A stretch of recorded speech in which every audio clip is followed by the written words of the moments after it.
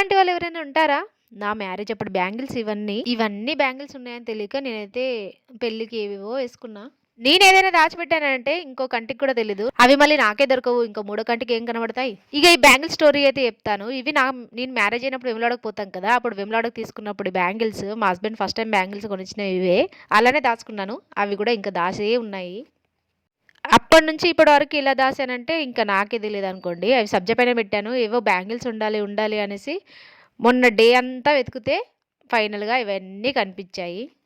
నాలాంటి వాళ్ళు ఎవరైనా ఉన్నారా? ఉంటే కామెంట్ చేయండి. ఇంకా అవే కాదు నా మ్యారేజ్ అప్పుడు బ్యాంగిల్స్ కూడా, నా శ్రీమంతం అప్పుడు బ్యాంగిల్స్ ఇవన్నీ ఉన్నాయి.